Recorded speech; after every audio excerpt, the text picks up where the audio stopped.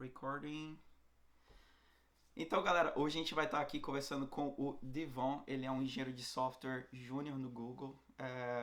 Ele saiu da faculdade, foi direto pro Google, um feito assim bem diferente, bem raro, eu diria, bem único. E a gente vai ter a oportunidade que a gente está conversando com ele. Ele não fala português. So, from now on, we're gonna switch to English. And you guys can see, you don't need a perfect English to work for a foreign company. If I can do it. Actually, Devon, you also speak Chinese, right? That's right. Can you say something in Chinese for us? 大家好，我叫何达文。Ah, I kind of know what that means though. I mean, you say that every morning, so I'm assuming that that's good morning. How are you? close. It's like hello, everyone. Oh, that was close. That was close. So yeah, thank you for being here with us. First of all, I want to introduce Devon. He works in my group. We work together. Actually, my desk is right behind his, so I see him every day. He's this brilliant guy. I just have the pleasure to work with. He's young, fresh, straight from college, and he brings a lot of knowledge. Uh, I'm the old-fashioned guy. You know what I mean? I went all the way from the old Java, all that old old school. I'm old school, and Devon is fresh. He has all this new stuff. He just learned in college, and he brings all this freshness to the team, which is awesome. And he delivers, and it's kind of amazing having such a young person working in a such a big company and delivering and adding value. You know what I mean?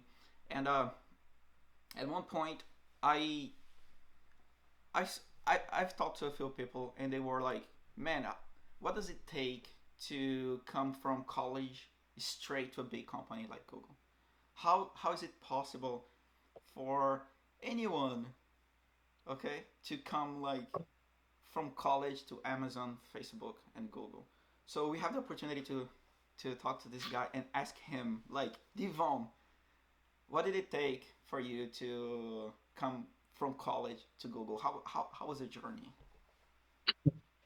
Well, up until my senior year of college, I actually didn't think I was going to be a software engineer immediately.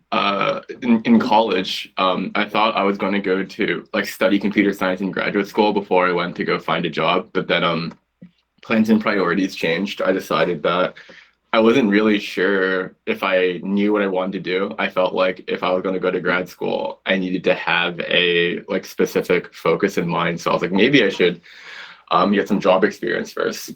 Um, what made that somewhat of a unique situation for me is that before, um, like while in college, I never had like an internship or any kind of like actual like software engineering like job, which my classmates did. So that meant like, as a consequence, my friends and classmates who have been practicing like interviewing and like coding challenges for like multiple years at this point, I would have to play a game of catch up. So what that meant was to prepare, I had to basically for like a period of maybe like about 3 months, I all I really did was just like prepare for that. I was really under the stress and pressure of, oh, if I graduate college and um, I can't immediately find a job, I'll be a little bit like I'll be a bit disappointed with myself. Maybe an unfair expectation, but that's just kind of what I was up against. But yeah, so like um if I wasn't in class and I wasn't doing like homework or studying for my classes, I would just be like preparing for interviews.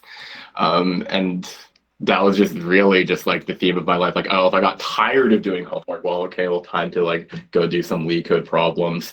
If I went out drinking with friends, I would be drunk doing leak code problems. Like, I don't know if I can recommend it to everyone, but that was the path I ended up taking to prepare. And When I did get to the interview stage, the problems I did get right, I do think did come my ability to get those right did come from this uh, time of my life when I did nothing but prepare. Yeah, man, I'm glad you mentioned. I feel like some people they think working like passing the interview process takes a big brain. You gotta be a genius to go through the process because it's just way too complicated. But what you're saying is it takes a lot of preparation. You have to like hands down stop what you're doing. No matter if you're drunk or if you're not, you gotta take that time.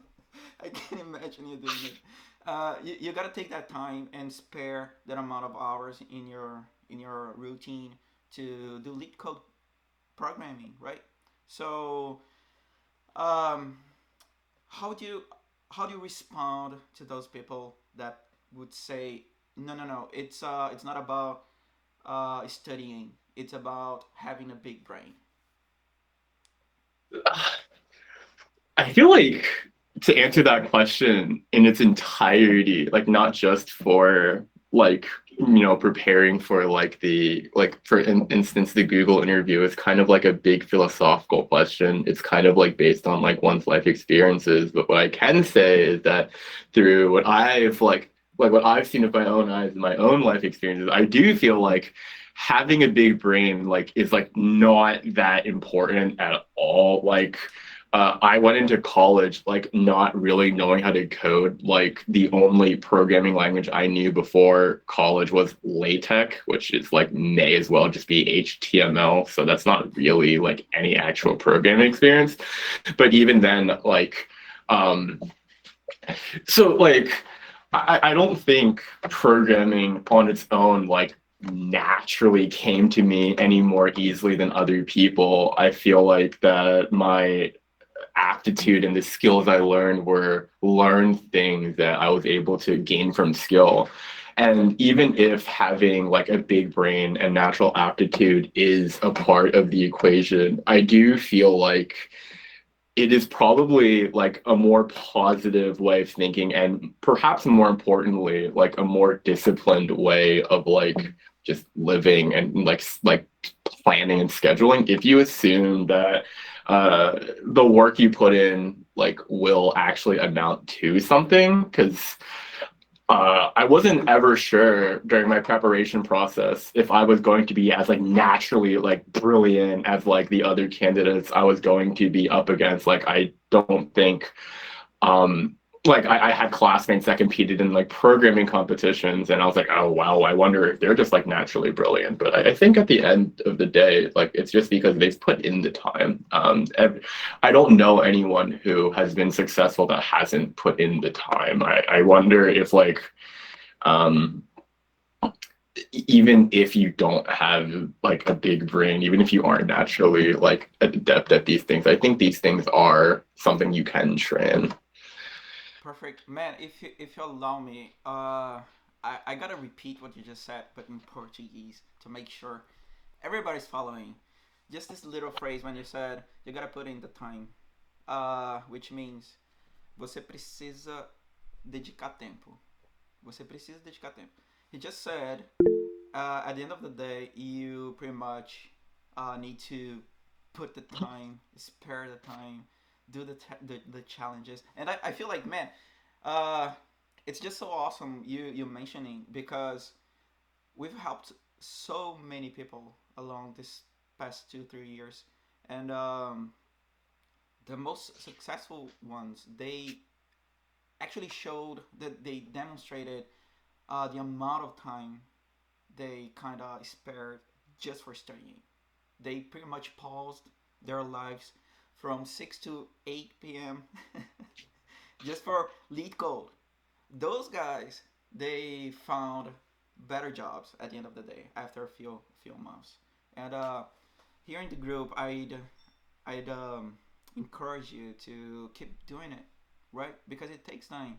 So I'm assuming, Devon, all this journey didn't happen like from one day to the other. Like it didn't take just full week. It took quite a bit, right? How long? Yeah. How long was the process? I mean, you just said you entered the college not even knowing programming at all. So from that point in time, all the way to receiving the job offer, okay? What was the time frame? About probably like 3.5 years, I'd say. 3.5 years. Yeah, Wow. it was the middle of my senior year when I got the call back. So do you remember any, let's say, checkpoint or anything in the middle that kind of um, set you in a position in a way you felt more confident?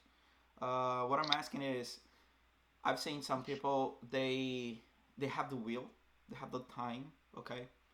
They know it takes time, okay? It might take 2, 3, 4 years to be fully prepared. But the thing is, along the way, it's hard to see the progress. You know what I mean? You Mhm. see, the time passing, but you still feel, uh, I'm still dumb. I still don't get it. I still cannot solve these things. So, what would you say to these people?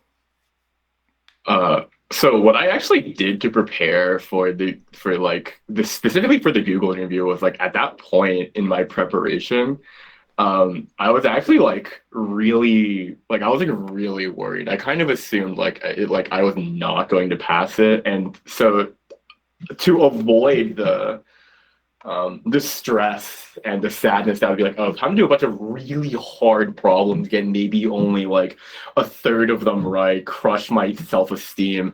I just sorted by like acceptance. So I literally did the easiest possible problems. And I think that on one hand, like because it's easy, like there's like really like nothing at stake. Like if you get it wrong, you're probably more likely to think like, oh, how did I make such a silly mistake, rather than actually like suffering a blow to like your ego. But also like doing really easy problems, I feel like is a great way to practice getting really fast at reading problems and just like having an idea like right away.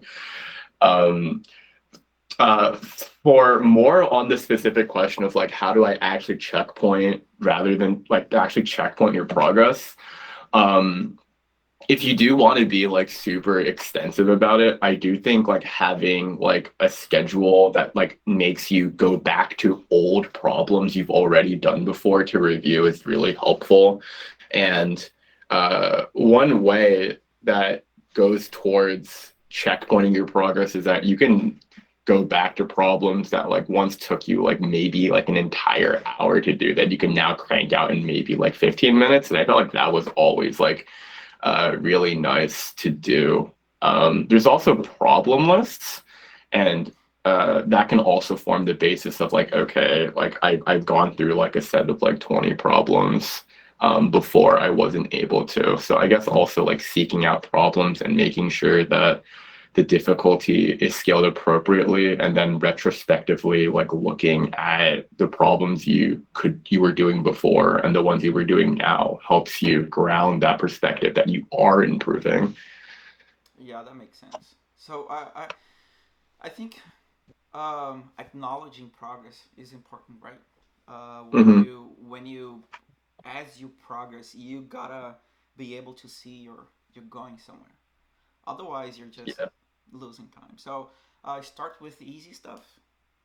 Make sure you can finish the easy problems quicker. That's a, that's a progress. That's a checkpoint right there. What you Yeah. just said. So even though if you're not able to solve the very complicated problems, solving easy problems very quick is still a progress, right? So yeah, thank you for sharing. That's amazing. Yeah, very cool.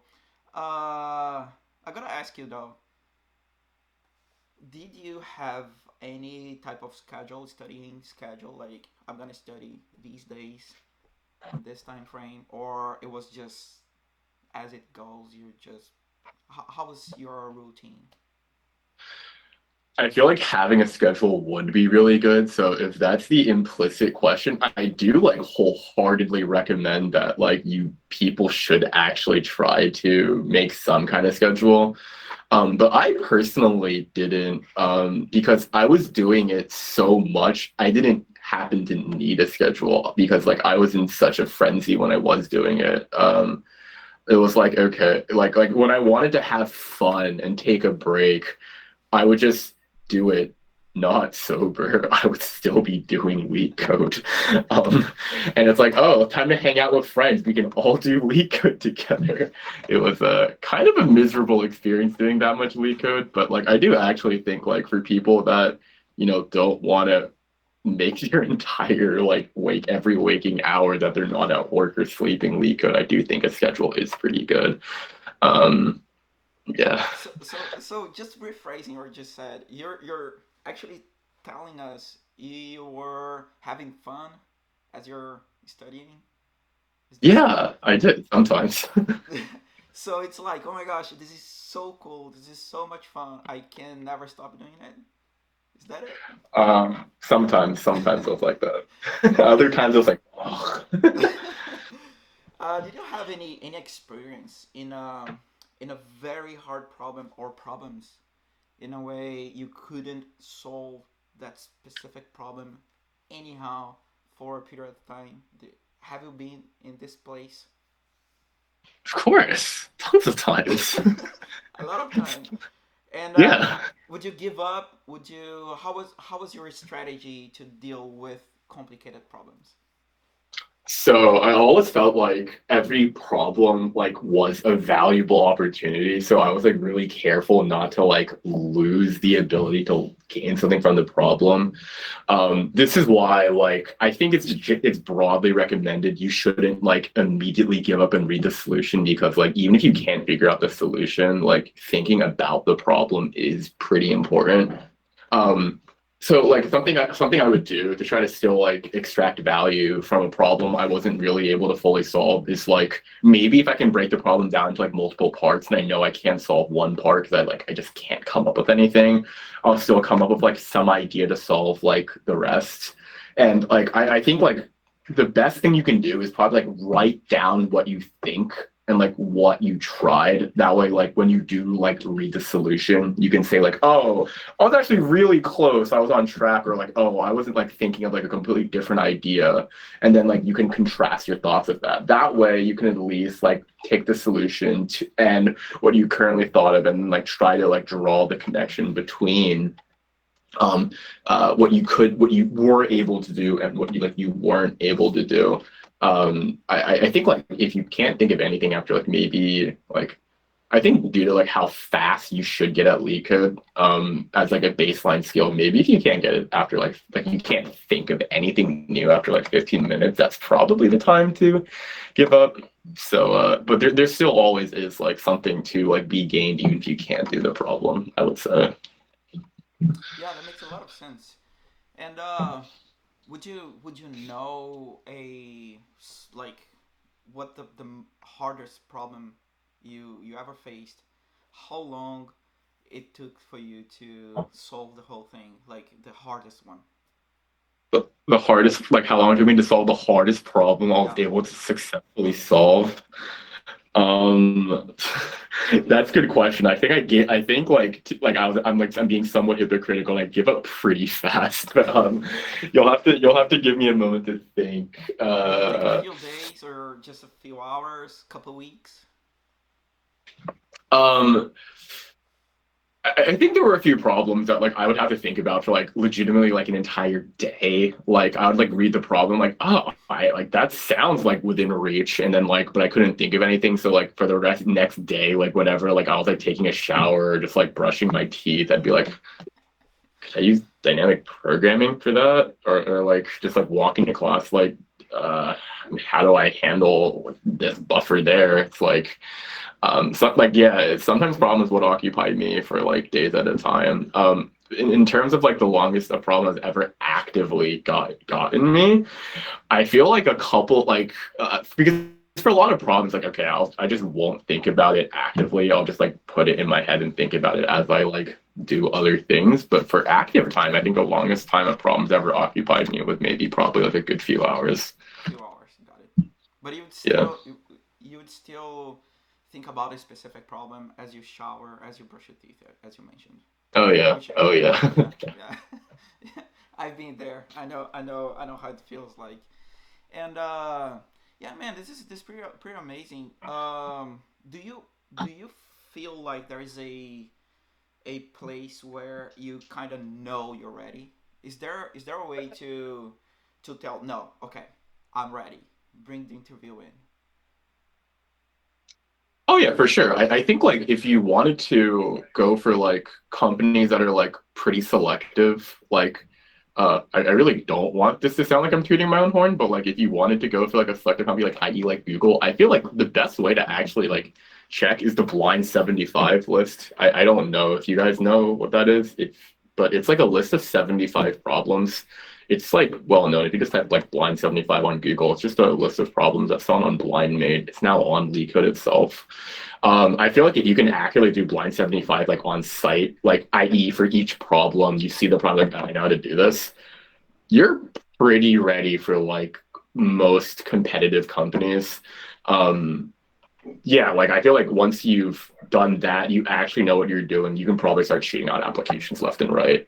There might be like situations where like some companies have problems that are like harder, but I feel like you get like you're rather ready if you can solve that list of problems. If you wanted to be more specific for like companies that have like harder problems, you can probably look into like problem lists from the company, and if you can solve like most of them, like then you're probably like very ready because most of the company specific problems I feel like are harder than what you find on the 75 list.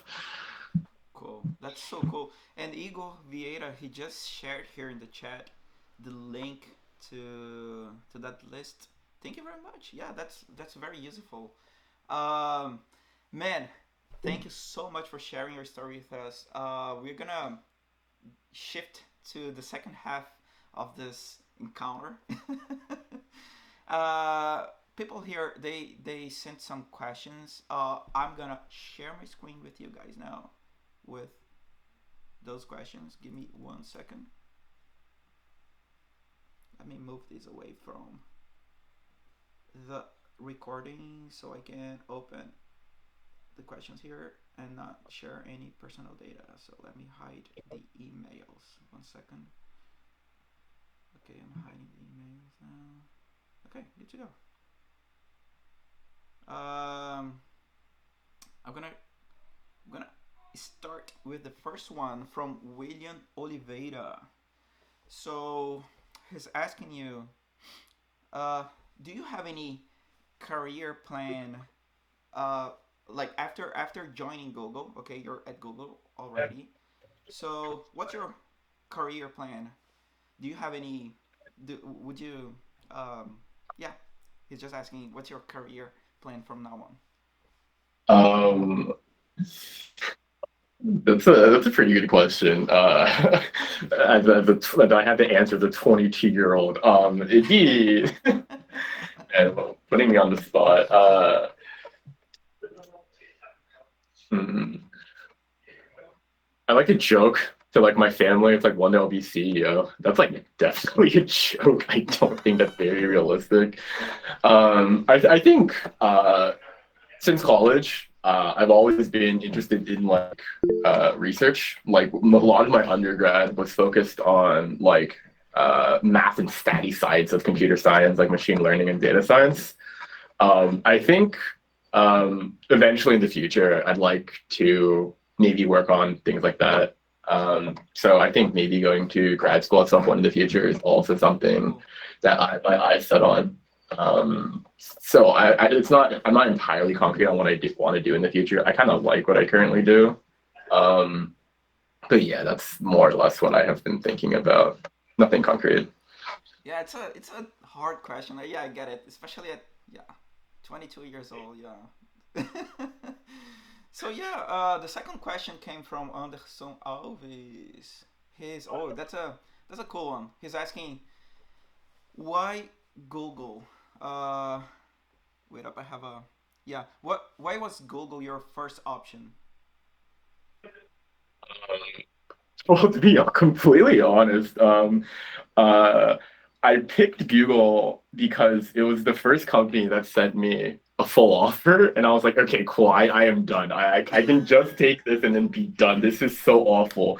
Um, if it's one thing I want you guys all to understand is that preparing for interviews is like what an annoying, horrible experience, and that there is like anyone who tells you that like you're going to enjoy it, like I don't know what they're talking about. So like as soon as I got my offer, I was like I can just be done with it.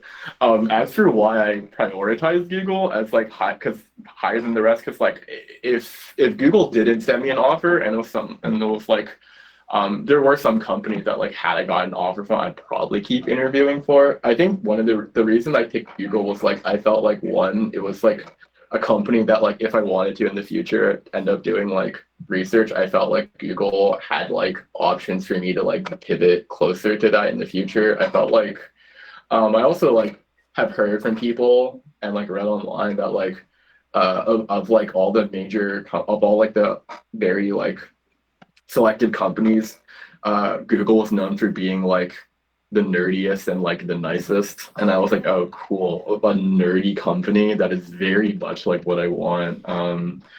Yeah, I didn't think about it too thoroughly. And then I found out later that Google feeds me, and I was like, oh my God, I really picked the right place. Because I'm a Yeah, person. It's like yes. in college, my biggest expense after rent was just like food. So I was like, wow, that's very convenient.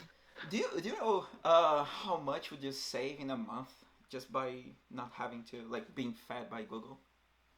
If I like hard upper ball it and assume I order out every day, which is like not what I would do, but like if I did, it's like, well, that's like what, like $60 in a day, like across like 5 weekdays. That's what, like 300, 4 weeks. Probably like saving me like about 1,000 a month if I like hard upper balled and ordered every weekday. Yeah, that's yeah. So in a year, that means what? 12, Like 12,000. ish, maybe like yeah, give or take. Yeah, and man, I like G food. I mean, right? It's not. It's Yeah. not. It's like it's not 5 stars restaurant and stuff, but it's pretty good. Yeah, pretty good. Uh, Next question is okay. What's your clue to whomever wants to work for Google?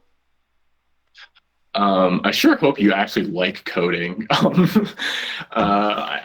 do know a lot of people who like uh, get into like Google or like some other dream company and realize they don't actually like what they do, and then they like burn out. I sincerely hope you actually somehow end up liking your job. But um, uh, for what I have to say for people that like want to get into Google, yeah, keep working at preparing for interviews. It's a pretty miserable process. But it will get better with time eventually.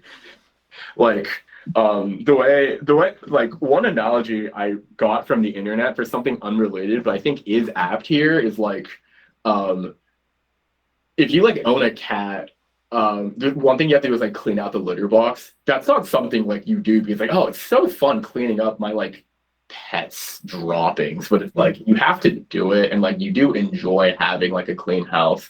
That is more or less that's like what your relationship with like your preparation more or less should be like it doesn't have to be something like you extract joy from, but it's like you should at the very least find it to be just like a chore. Yeah. So lead code for the win. You gotta go for lead code. Thank you, Devon. I forgot to mention though. This last question came from Igor.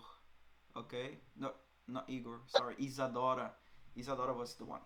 So next question comes from Igor. Um, Actually, that's not a question. He just says he's preparing. So next question comes from Andre. Andre, This question is, what was the most difficult thing you've faced during the process of getting a job at Google? So, after I did my second round, I legitimately thought I did so bad that I was just going to get instantly rejected. So I just had to I ended up calling my mom and I was like, Mom, I think like I like failed. I think like I shouldn't even show up to my next rounds. And like the 15 minutes of just sitting on my couch, like it really just blew my Google interview. It was a pretty hard thing to deal with. I was like, dang, this is my one chance to get into the dream company. Okay. But if I had to say like what was the hardest thing for like interview prep was honestly like in the very beginning, I realized like I was pretty behind compared to my peers. Like I think versus my peers, like I had like a better theoretical understanding of like computer science than my peers did, but like since they had like years of like lead code preparation up against me, it was pretty hard in the beginning to like get binary search, try to code it, fail, try again, fail again. I'm like, wow, I really suck right now. That was pretty hard to deal with too. Just like realizing like how much I had to do and prepare for to get up to par. Just to make sure I'm following and everybody else is following. So you're saying you had this knowledge in computer science theory, like very solid knowledge, but programming was the actual struggle. Is that it? Yeah, and mhm. Got it. And okay, first, you acknowledge that was your uh, that was the part of on you that needed improvement.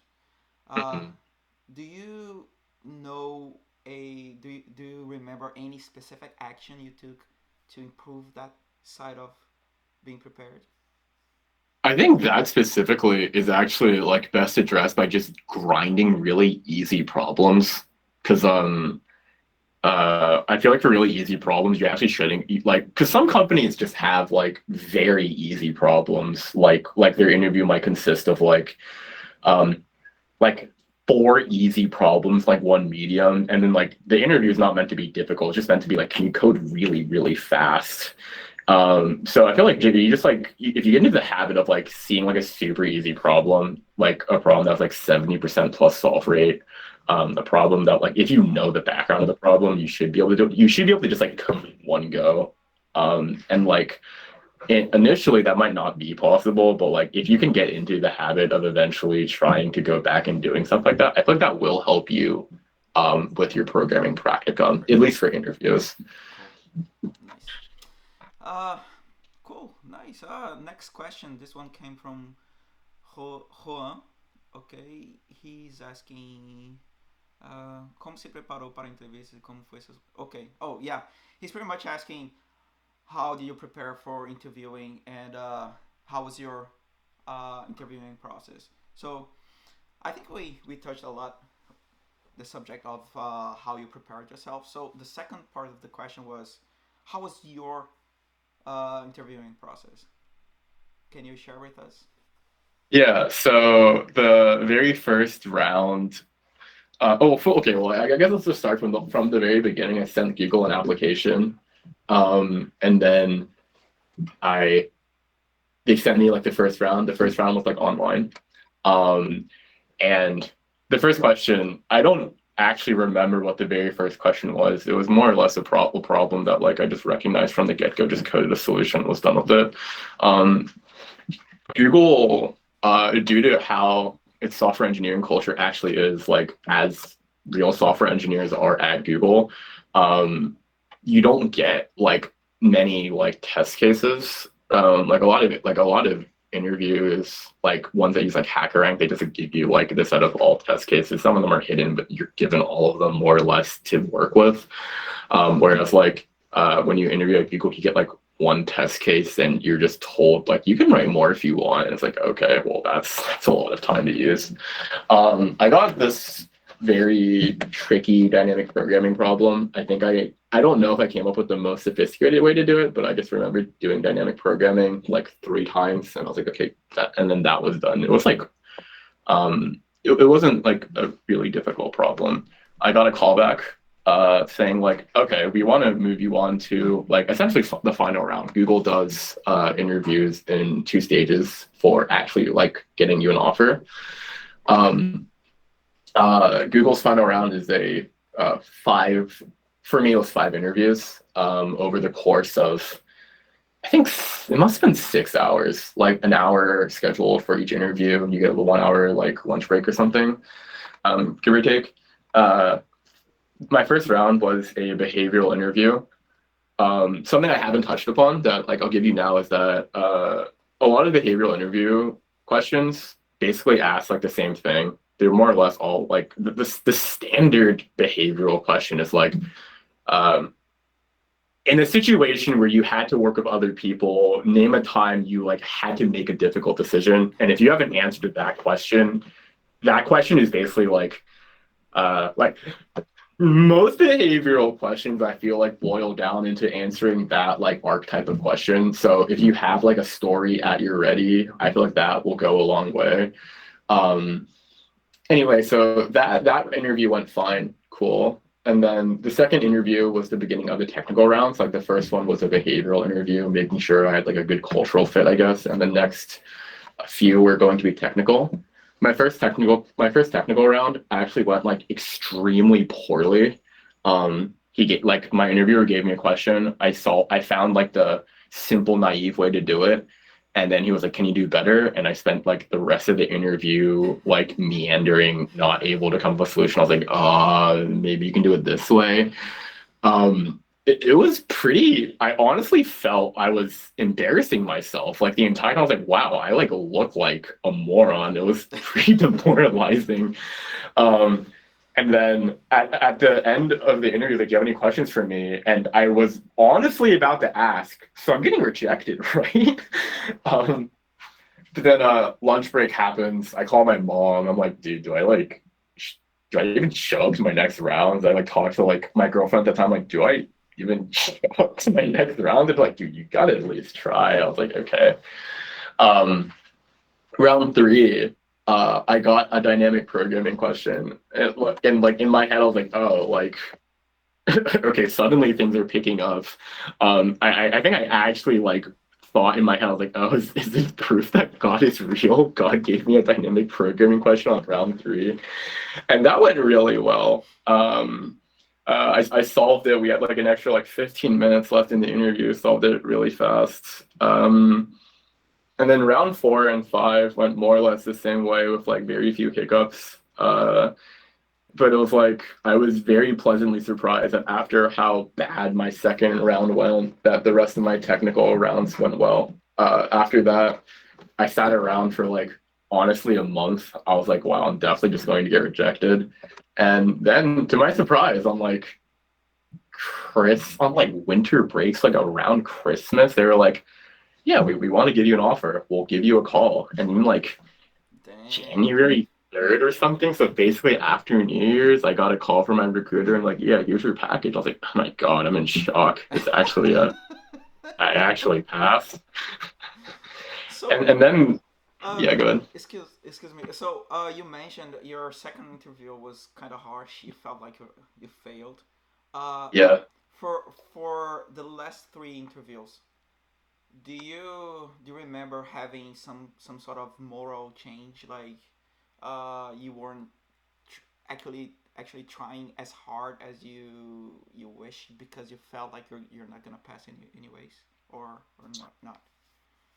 There was some sort of change. I was like, okay, because like I've always heard that like Google has a reputation for having like an especially like difficult interview. I don't actually know if that's true, because like I actually never ended up applying at like the other like competitive companies. But I was like, okay, well, if I'm probably not going to get in, I should like, these are probably like the best sample of questions I can probably get. And so like instead of like thinking like, okay, it's time to like instead of like try, oh, like I need to pass every question, I was like, okay, let's see if I can actually like get a good learning experience from these. These will even if I don't get it, these will at least let me progress check myself to see like have I actually like come a long way from the beginning? And I think like that made me a bit more relaxed. Um, I think based on the actual questions I saw, I would probably like do fine on them regardless of my mood, just because of how like the questions that they picked came to me. But I definitely was like more relaxed. Like, okay, I'm probably not gonna get it, but let's do this anyways. Let's see how well I match up. Yeah, so actually that might had helped you somehow. Like, Yeah, yeah, come on. yeah, Yeah, I'm not gonna pass this anyway, so whatever. Let's just have fun yeah. for the rest of the day, and you're in. Oh my gosh. That's amazing. Very, very cool story. Very cool story. Thank you for asking, Andre. Oh, actually, that was Juan. The next question came from Rafael Irvine. He's asking quais principais características um profissional deve focar com o intuito de tentar buscar uma oportunidade na Google. It's pretty much what will be the main characteristics a professional would have to focus if he's trying to go for a opportunity at Google. Wow. Uh, hmm. I feel like uh, so something one of my coworkers said. So I'm going to shamelessly steal from my coworker because I don't really have like a coherent answer to this myself. But one thing he told me as someone who actually interviewed people was like when he pitched a problem to someone and then the interviewee gave him an answer. One thing he would do would be like, okay, what if you now like do this, or what if you add this restriction to this problem, like add some like a follow up question, and one bad signal is if the interviewer like if the interviewee got like flustered, got like frustrated or upset, and it was like a bright green sign, a green flag, a positive signal if the interviewer was like, oh, okay, cool, like another problem. So I think like if it's like one characteristic that like is probably like valuable to like work on and like perhaps like get across in your interview is to like not be is to like be ready and accept when things change and like when things get harder. Like one thing you actually have to deal with as a software engineer is like when requirements change or when deadlines change. And that is something that just happens as a part of like a business. And if you're capable and flexible, I feel like that'll probably help you out in the long run, rather than if you're like rather inflexible, that might lead to frustration. Flexibility, right? Yeah. Very cool. So yeah, thank you, Rafael, for asking. The next question came from Alisson Lima. Okay, he's asking qual parte do processo seletivo você teve mais. Oh, that's a repeated question. So he's pretty much asking what was the most difficult part in in the in the process. I think we've responded that. But anyways, thank you, Alison, for your question. Next one is from Thales Emanuel. He's asking o que te fez se destacar para que o Google se interessasse? Okay, so he's pretty much asking what do you think made you dang, how do I rephrase this in English? O que te fez se destacar? Okay, why do you feel like you have in special that made Google have interest in you? I've wondered this myself. I've asked myself this question. Um, Why when I Devon? ask Why you? Why you? when I ask other people, they're like, "Well, you got 5 majors in college." That's like, that's a lame answer. That does not feel like very rewarding. Like that's what people saw in me. I had a number. I feel like I was pretty enthusiastic when it was like some of the when I got some of the problems like for one of the problems I got, like I did it one way, like, can you optimize this? Here's a hint, look at this step. And I was like, oh yeah, okay, you do it like this. And I was like very smiling, cheerfully slamming the keys on my keyboard. I feel like that probably was like unusual and probably something positively unique that helped me stand up. I don't know, that's my guess. So it's say your personality Yes. and your attitude. Yeah. Yes. Yeah, man. Actually, that makes so much sense. I can feel, as you said, Google is very nerdy. So people are very nerdy, but at the same time, they're very smiley people and Googlers. Okay, we are just happy to be there. So we are always smiling. I think that makes a lot of sense. And thank you, Samantha, for helping me out. He was rephrasing the right way. Thank you very much for helping me.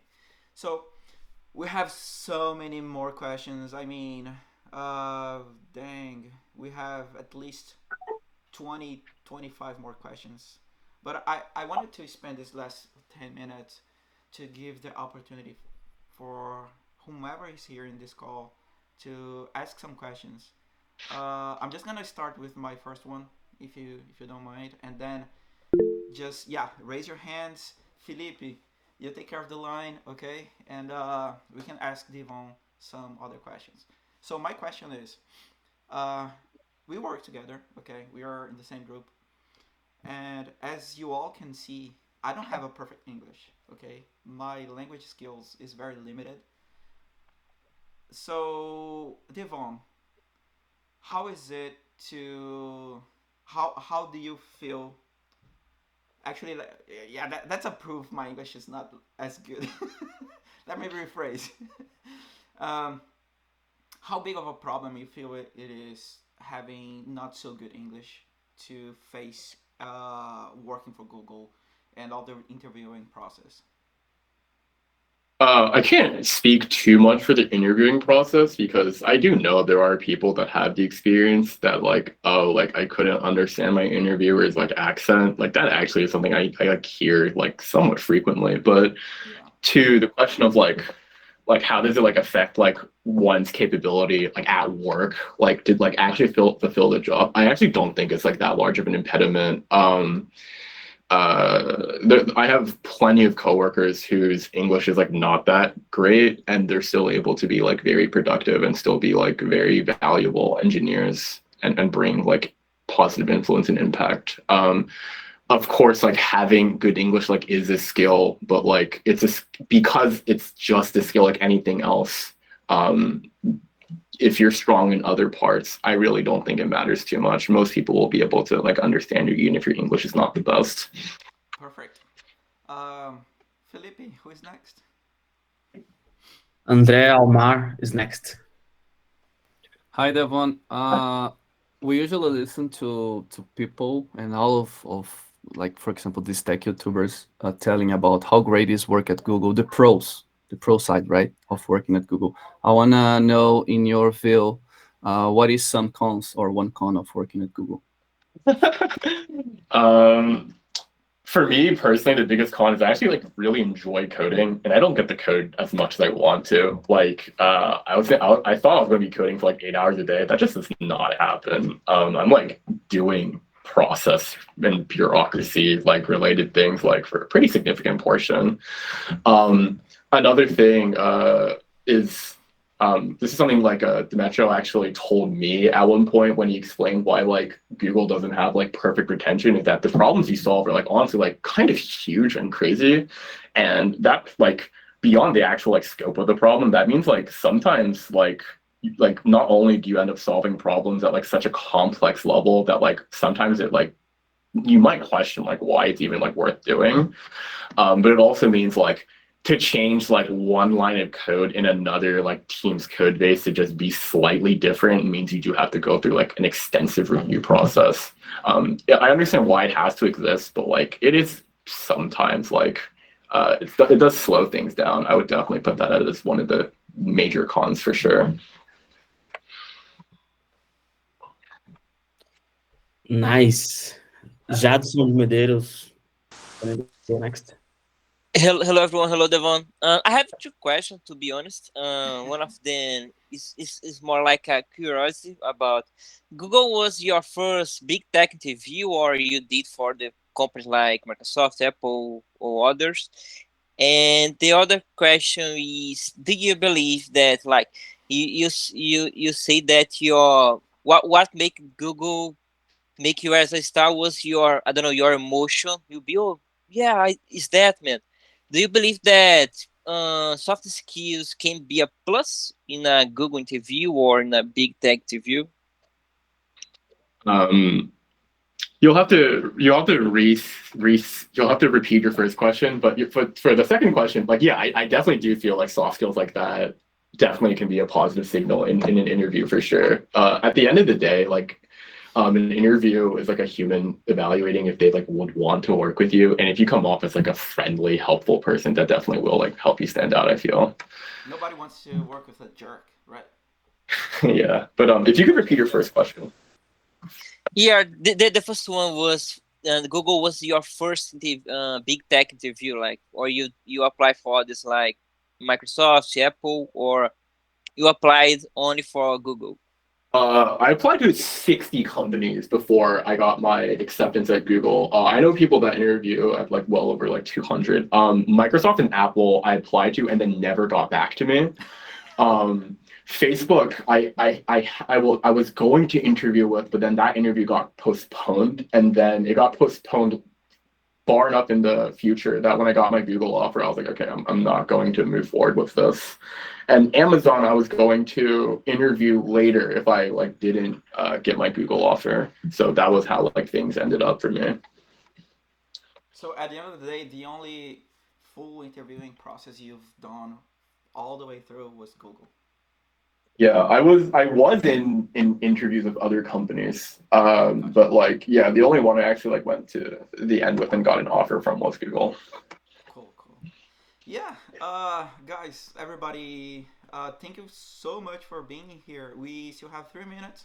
If you are preparing your final questions, just be sure you're quick now.